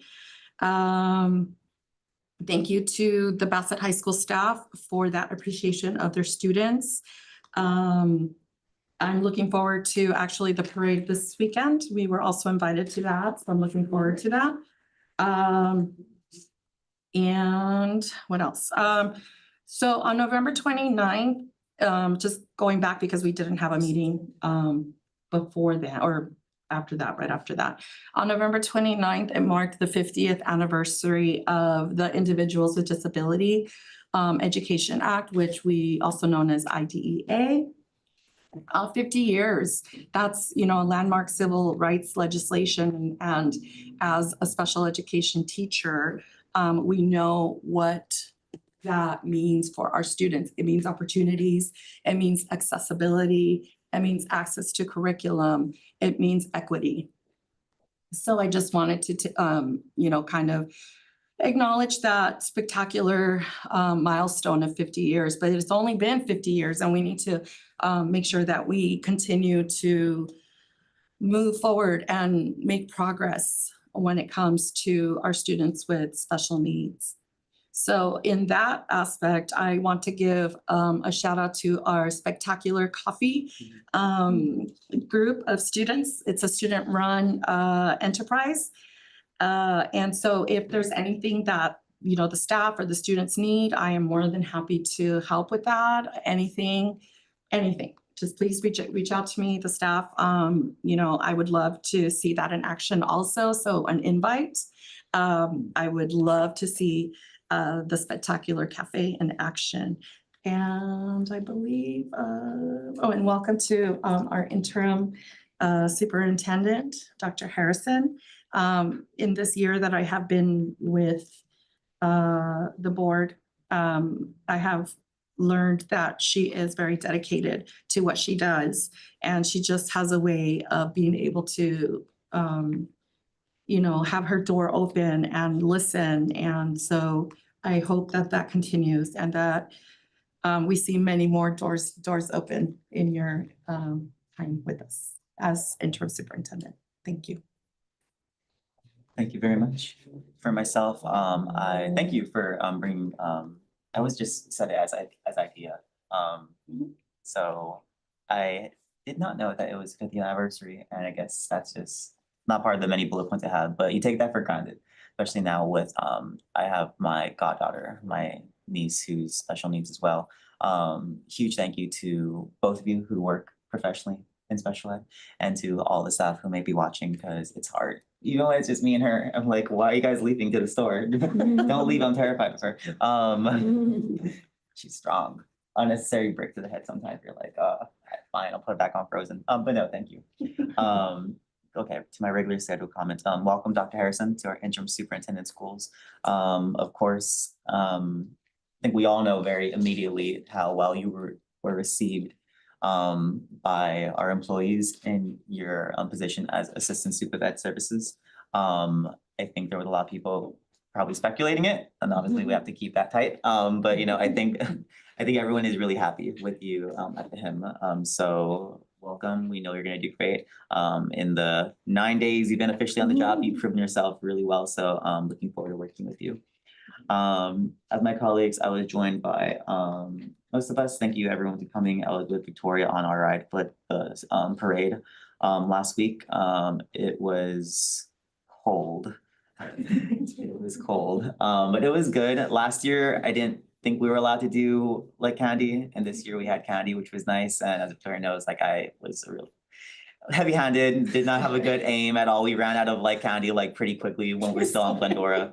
By the time we got on Main, it's like here's two. But it was a nice experience overall. This is the second year I've done it. The first 2 years I was with CSBA's conference. So happy to make it work. So thank you to all the staff for facilitating it, because I know it's hard. A lot of work for ceremonial stuff, usually not my type, but it is really nice for the community. They do enjoy seeing the Bassett representation far east on down in Old Town La Puente, seeing some of our staff. For those who ended up DMing me saying, you ignored me, I'm sorry, I didn't hear you, because it's overwhelming up there. It's a lot. So thank you for that experience. Last year I did attend the CSBA delegate assembly meeting and conference. That was a great opportunity to connect with fellow delegates throughout our region of the San Gabriel Valley of East LA County. The main focus of our committee work and then of the conference at large was closing the achievement gap. CSBA, I think even today, or was it yesterday? It was not that long ago, released a study, I think it was UCLA study too, on how truly segregated California still is in terms of schools. And I think the big thing would be, and only one candidate for governor said it, is tax the billionaires. We are the richest state in this country, the 4th largest economy in the world, and the wealth disparity is absolutely disgusting. Even with the structural deficit we have, it's like, it's absolutely not, it's all but preventable to me, but potentially that's just, you know, a far left side of me try to act up. But it was quite frustrating to connect with rural school districts, other type of small urban districts like us, and we all have the same struggles, and there not being this holistic, unified, cohesive state approach to it. So that sucked, but a great opportunity to connect. with the folks who are here, not here anymore, with public comments. As I mentioned before, I would love to go with you all if you end up listening after this to Baldwin Park City Council. I mentioned that before. Usually like when they've stayed and I was able to talk to folks after. Go with them if they have any organizing action like this over there. But as a colleague had mentioned, truly a proper venue is with Baldwin Park City Council. They are the ones who have the municipal authority over planning. We don't. So truly, again, as I've said many times, happy that you're here. But again, these words would truly have more power with the council. In terms of public comment card, as I've mentioned to staff last meeting, I want to apologize to our staff for the technical errors at last board meeting agenda, which resulted in a member of the public having, not the opportunity to be heard. For me, as someone who truly does value formal procedure, in the past, about a year ago, there were no board bylaws that touched on public comments. So with that, we had a bit more liberty and discretion as a board to allow further comments. Since then, we have adopted new board bylaws to really enumerate what is the procedure. And because of the unfortunate notice that was not aligned with board bylaws, that's why I, as board president, felt compelled to defer to the full board, because I, as a board president, do not ever try to purport that I have more power than any one of you. When I took the CSBA board president's workshop, I found that I am both a democratic and an authoritative board president. Reconciliation of that is whatever the board says, I will fight for. But in this case, there was no precedent to go off of. So the board president is not some higher office. I have no more of a vote's weight than any of you. So again, might not necessarily be interpreted as sincerely or whatever, but that's someone else's prerogative. But at least for myself and to the community, I assure you, for me, my MO is always going to be following our rules. And last meeting was awkward with the notice, but it's since been corrected. So that shouldn't be a problem moving forward here on out. But I do think it does warrant, at least for me, as who was ultimately responsible for that confusion, to answer to. Yes, we did move the public comments to facilitate a nice going away for a superintendent. But again, that was solely on what the events that transpired after were solely on the matter of the procedure being weird, not on anyone's view type or viewpoint perspective. I do have some things in terms of following up. If we could have our illustrious interim superintendent get a quick pen and paper, but I'll also email you this. I promise I'll email you this. But there's some new things into the new year that I would like the board to circle back on. One of them we had discussed a little bit that I mentioned last board meeting was a follow-up on the California dashboard. I think the consensus that I've heard at CSBA was everything's very just slow progress, unfortunately, but seeing what we could still do in response to that. Earlier this year, the board adopted a board scholarship fund. I think the practice moving forward would be that we will biannually, after the elections are done, see if we'd still want to do that. So there's nothing on this agenda that we need to bring forward, but I would like to see how much we have in the fund itself, just so we can anticipate how much of the scholarship we will actually be getting or dispersing at the end of the school year. So I'll just follow up with you on the scholarship fund. The next one is I was able to connect with a member of the community regarding two items that I guess should have been brought to the board many moons ago, but have not. So I want to follow up on that, and that is the district's construction manual and the reimbursement policy. I understand, I think staff has gotten a significant way on that. I think what's only missing is formal board approval. My understanding, I think the substance of both has been already in practice, but just bring it to the board for formal approval. So whenever staff can review both the construction manual and the reimbursement policy, make any necessary revisions so that it aligns to any updates, and then the board can approve it as soon as possible, potentially. In connecting with colleagues at CSBA, there was I got inspired to inundate the board again with proposed bylaw revisions. So there was a few technical ones, one that I neglected to introduce earlier this year because I already thought we were doing a bazillion with the public comment presentation. That was, again, based off feedback from the public with public comment that it wasn't, equitable. I agreed, we did something. So we're always trying to move forward. So that's at least my goal. But there was one on actually what we just did tonight, the board reorganization. Was going to bring that like in October, so it's approved in November, so that the new rules could have been applicable now, but that wasn't the case because I forgot, because people left. So that kind of was my priority. But our current practice that we elect officers by motions, I would like to move so that we nominate as many people as possible. We could discuss the merits of those nominees at the same time, and then we cast a vote of saying names. So if it's like, let's say if it was me and Ms. Gonzalez nominated for president, it would be like, okay, Gonzalez, Cimentas, and then Gonzalez wins. So something like that would be something that I would be presenting with the board representative. Technically, there is another office that the board has. It's the member to elect representative to elect members of the county's organization, committee on school district organization, something like that. And I think it's just been informally given to the LAFCO rep since we're already in connection with everyone at LACO, but just formalizing that. Remuneration. So pursuant to state law, board compensation is expected to go up. With that, I do want to make sure that we have responsibilities as board members. One is making sure our required trainings are completed annually.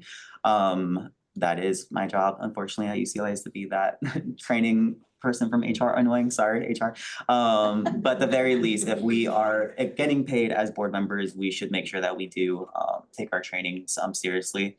I do know that whenever we are absent, we have the resolution come up to just confirm our absence, but we don't necessarily offer any type of proof.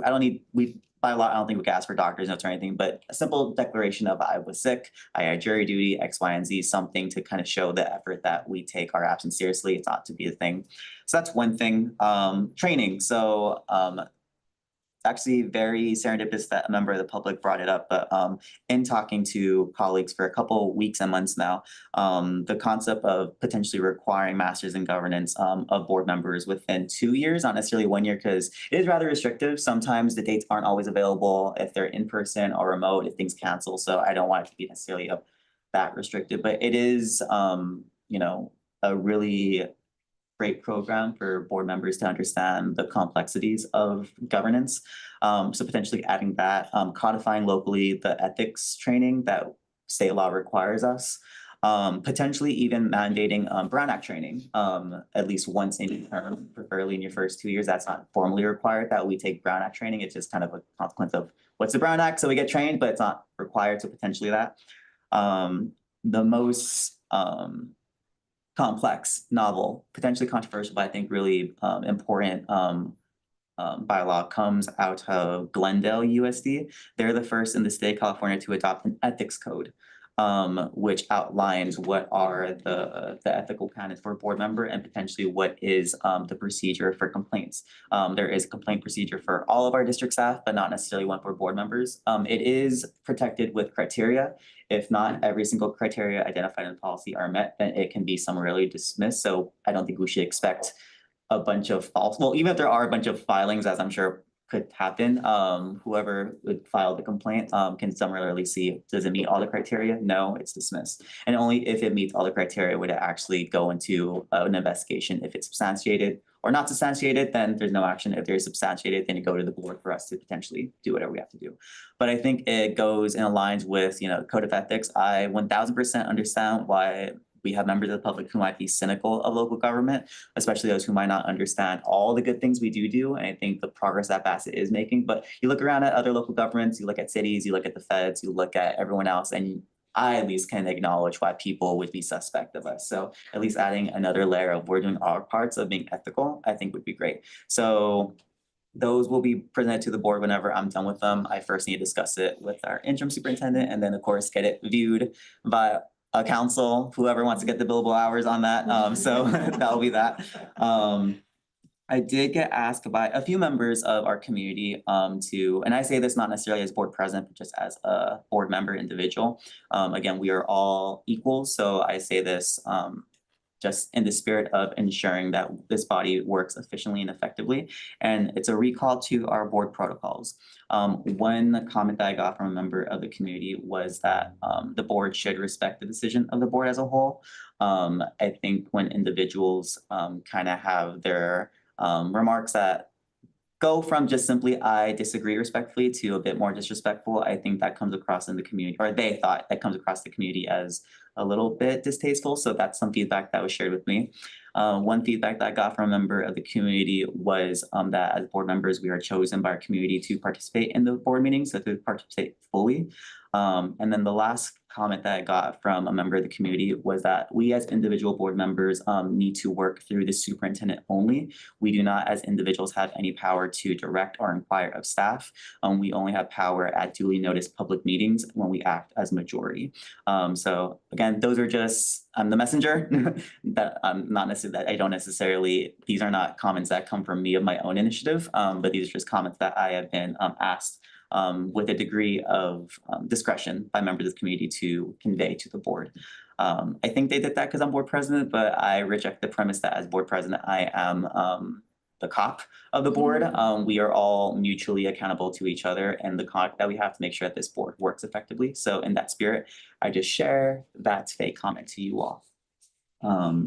In terms of deficit spending, it is a bit concerning that it's still going up. It's almost at the 2 million mark. And I think I wrote down a question like why, and then our CBO immediately answered why. And it's the rise of COLA and all the other commitments. And so you say this with all due respect to our CBO. She posed a question of what will need to be done or X, Y, and Z. I'm like, well, that's your job, respectfully. So like, I'm looking forward to a very, not in the near future, but definitely as we adopt the budget for this year. So I guess by June of saying, well, what does that conversation look like of attending to the structural deficit?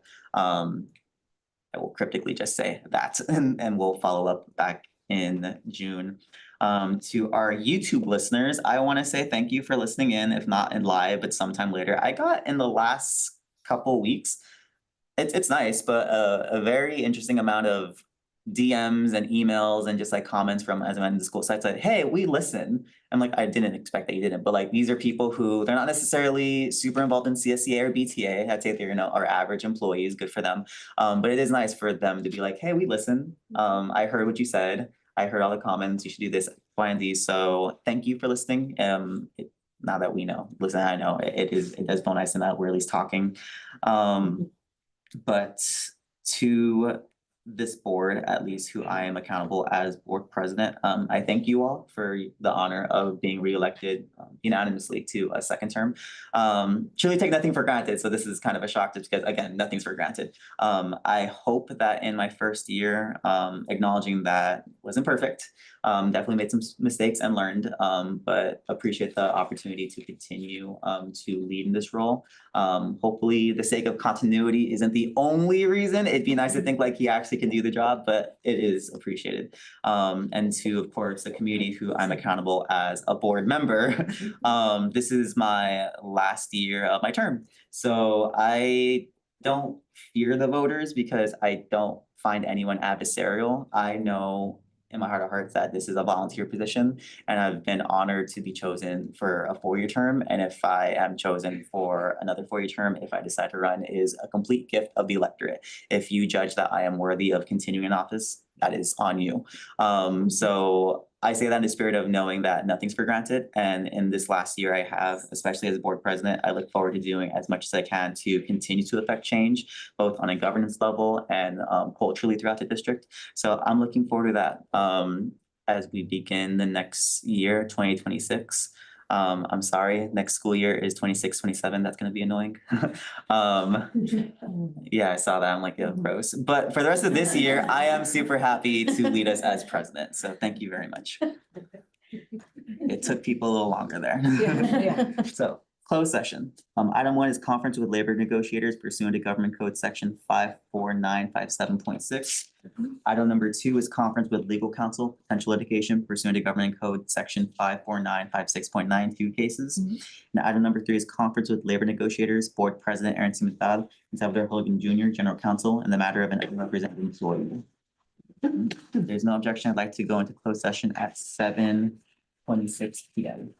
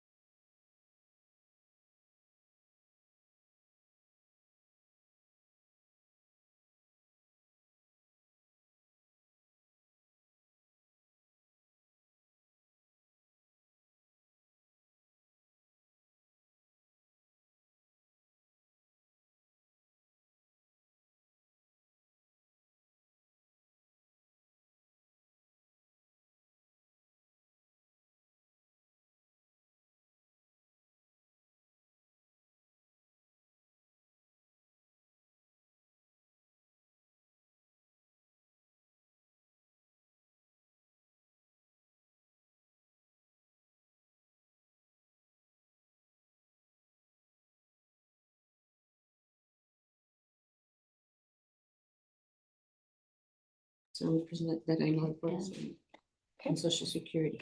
I don't know.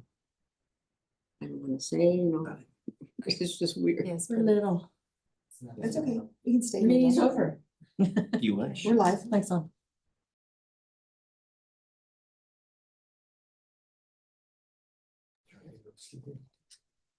You want, oh, no. I mean, it is pretty It's hot in here and cold. projected. Mhm. Oh, it's actually Mhm. very hot. Can you hear me? Hello? It's on. No, okay, no, we're good, okay. It's music. They're, Bassett, can you hear they're us? hearing us Oh. speak all. Anyway. Yeah. Good evening, we will reconvene at 8:50. 53, sorry, I'm always just so slow with it, 53 PM. Report of action taken in closed session, Madam Clerk.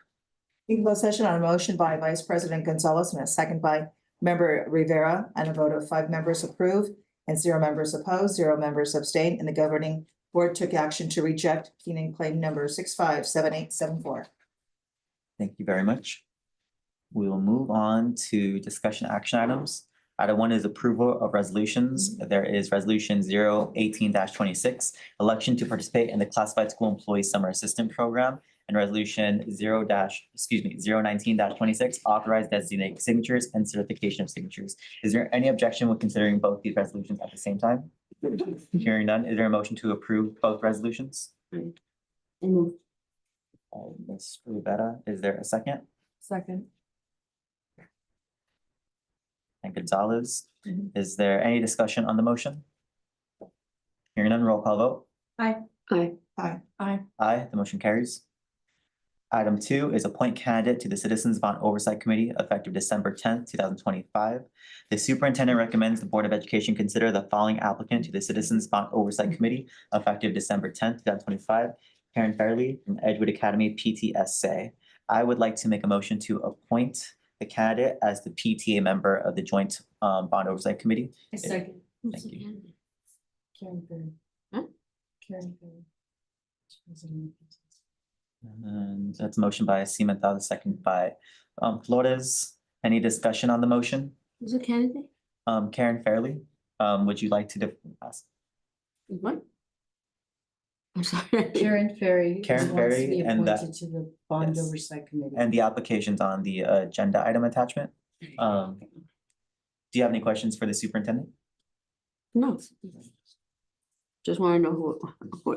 Was she the Yeah, only she- applicant? One more time. Was she the only applicant? I believe she was the only applicant. Yes, and she's one of our moms and a mother to a student at Edgewood. She's the PTSA president and very involved, so. She's got some of her qualifications listed on the application that is attached there. So, but she is somebody that's been with us and been supportive of our district, and she really is committed to the long-term success of our district as a whole, so. I knew that was for laughing. Any further discussion? Roll call vote. Aye. Aye. Aye. Aye. Aye, motion carries. Thank you.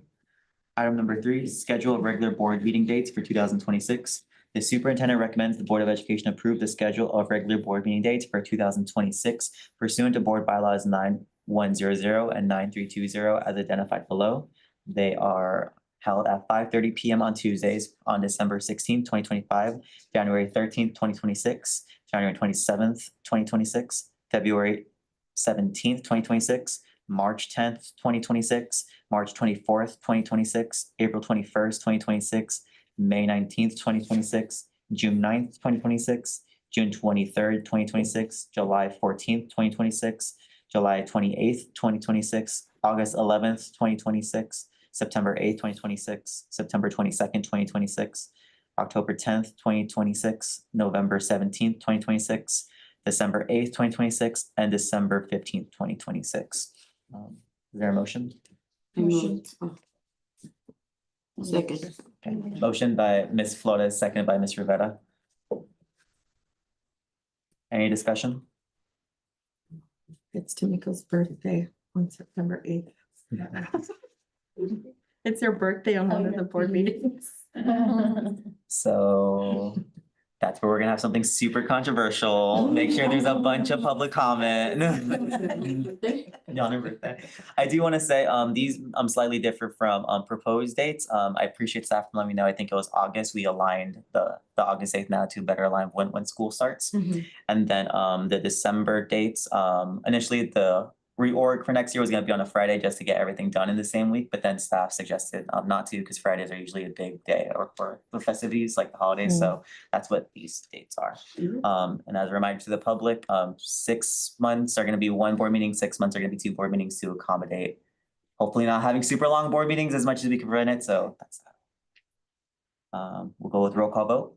Aye. Aye. Aye. Aye. Aye, the motion's carried. Thank you. We'll go on to consent calendar. I don't have my thing back. Oh, yes, I do. Just kidding. I have it, sorry. I forgot it's listed here. So all matters listed under the consent calendar are considered by the board to be items that will be enacted by the board in one motion. There will be no discussion of these items prior to the time the board votes on the motion unless a member of the board, staff, or the public requests specific items to be discussed and or removed from the consent calendar. Are there any items that a member of the board would like to be pulled for individual discussion? I have one. It will be item 2.1. This is under the superintendent's office. Item 2, minutes of the regular meeting of November 18th, 2025.